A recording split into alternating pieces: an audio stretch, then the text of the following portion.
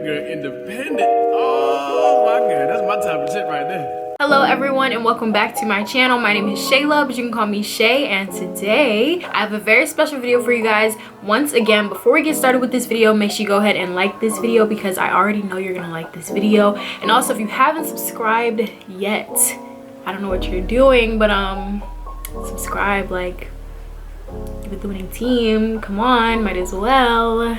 Anyway, without further ado, let's get right into the video. So in this week's video, I'm going to be talking about how to grow healthy, natural hair. I don't want this video to be super long because I do want you all to get as much out of it as you can without having to listen to me talk for 30 minutes. So out of all the things that I could say about growing healthy, natural hair, I have 3 main points that I'm going to give to y'all, and that's going to be it. So let's get right into it. Before I actually get started into my points, I just want to say something about natural hair growth in general.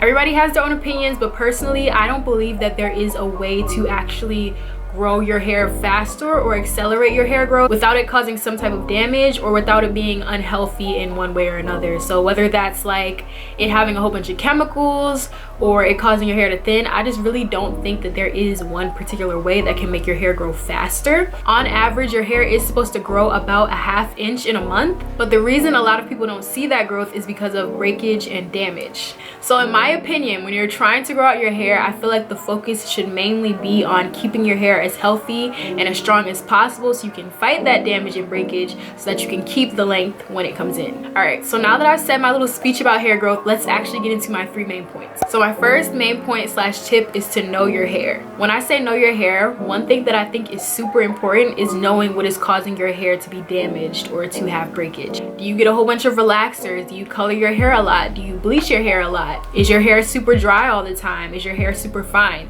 Just figuring out what it is in your hair that is causing it to have breakage is something that's super important to know. Once you know your hair and you know exactly what's causing that breakage, it's easier to find out what you need to do to strengthen and restore it. So I'm just gonna give you guys a few things that you should find out if you're just kind of starting out on your natural hair journey and you really want to take it seriously and grow some healthy natural hair. The first thing that I want you to figure out is your hair type. When I say hair type, I'm referring to the texture and like the tightness of the curl. I know a lot of people don't like to really play with the whole number and letter system because it can be kind of all over the place and everybody be saying different stuff, but just kind of knowing what your hair looks like naturally and what the curl looks like is super important. The second thing that I think you should know about your hair is the thickness and density.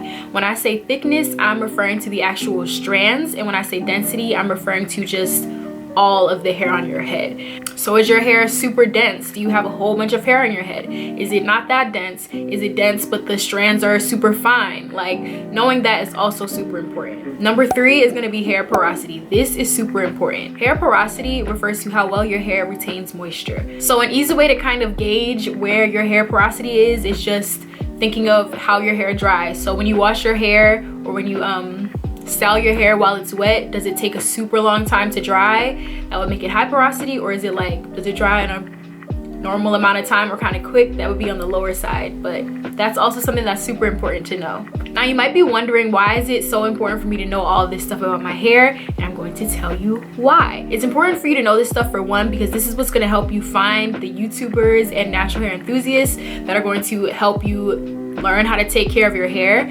For a lot of people, including me, when I first started styling my hair, I was heavy into watching YouTubers with type 3 hair, which looked nothing like mine, but for some reason I thought their hair regimens and styles were gonna work on my hair, which was not true. So knowing your hair and what it looks like, what porosity it is, the density is super important if you're gonna be watching other people's tutorials and trying to, you know, learn things from them.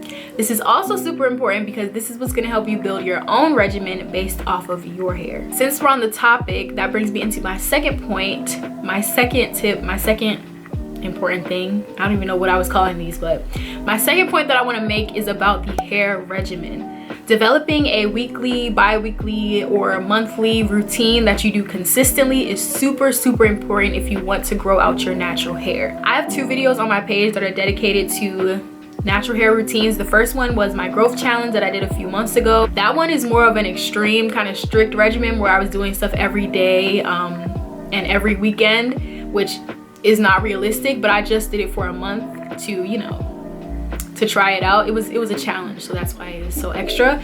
But I have another video dedicated to my normal routine that I posted not that long ago, and that's also on my page. So if you want to check those out, I'll have those in the description box. But yeah, so those two pretty much sum up any routine that I've done. So when you develop your routine, it needs to be based on two main things. For one, it needs to be based on what you know about your hair. And for two, it also needs to be based on your hair goals. So for example, say your goal is for your hair to be more moisturized because it's super dry. And then what you know about your hair is that it's low porosity. Knowing this, your routine could probably include deep conditioning every weekend, or deep conditioning every time you wash your hair, and spraying your hair with a little bit of water, or a little bit of water and deep conditioner mixed together every morning before you leave the house. Just things that you know are going to help you based off of your hair type and the goal that you have in mind. For another example, say your goal is to restore your hair's elasticity, and you know that your hair is damaged and it has kind of a looser texture or a straighter texture towards the ends. Your regimen could probably include trimming your ends a little more often than usual because you want to get rid of those dead ends, and then maybe a clay mask or protein treatment every week or other week because you know you want to restore your curls and get that bounce and elasticity back in your hair. The main point about regimens that I want to drive home is that you need to take your time and really develop a regimen that is catered towards your hair. This includes a lot of trial and error. That's part of the process, so don't worry about, you know, having to change things up. But once you know what works for you, stick to that regimen, keep it simple, and be as consistent as you can. That's what's gonna make the difference. So the third point that I wanna make is gonna be about products and tools. So when you're picking your products and you're picking your tools, you wanna choose these based off of your hair regimen and, again, what you know about your hair. So for example, say you've made your hair regimen and it includes a protein treatment maybe every other week. And then say you know your hair is low porosity and that it gets super dry very easily. The products that you might wanna look into are protein treatments that you know are moisturizing. That way you're catering to both the regimen, which is the protein treatment, and also knowing that your hair is dry and taking care of that as well, and not doing the regimen at the expense of your hair,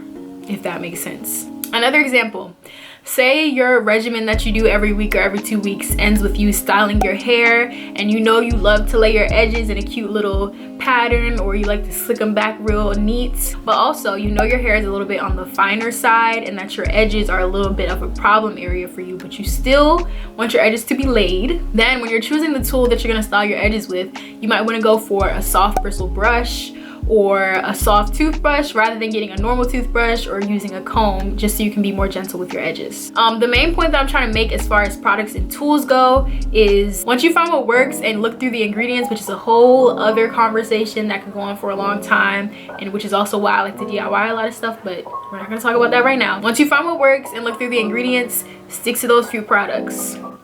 Stick to that. Stick to the rivers and the lakes that you're used to. And those will carry you through.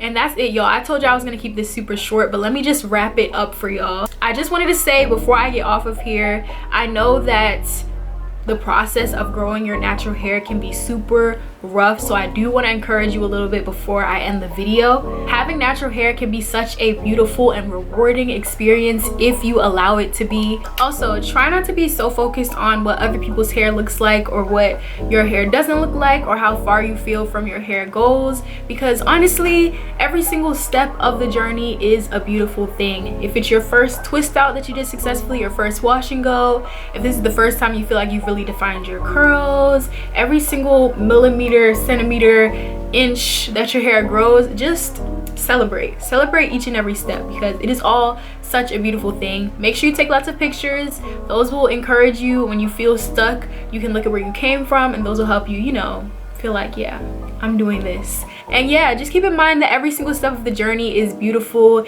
It's not like your hair gets to a certain length or a certain thickness and then it becomes beautiful. Your hair is beautiful right now, and every step until you get to where it is that you want to be. And yeah, that's gonna be it. So enjoy your regimen, enjoy your natural hair journey. I hope you all enjoyed this video. I hope you gained something from it. If you did, make sure you let me know in the comments.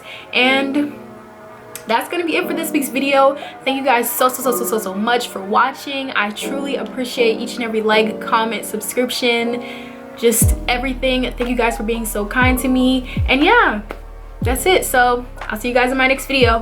Bye.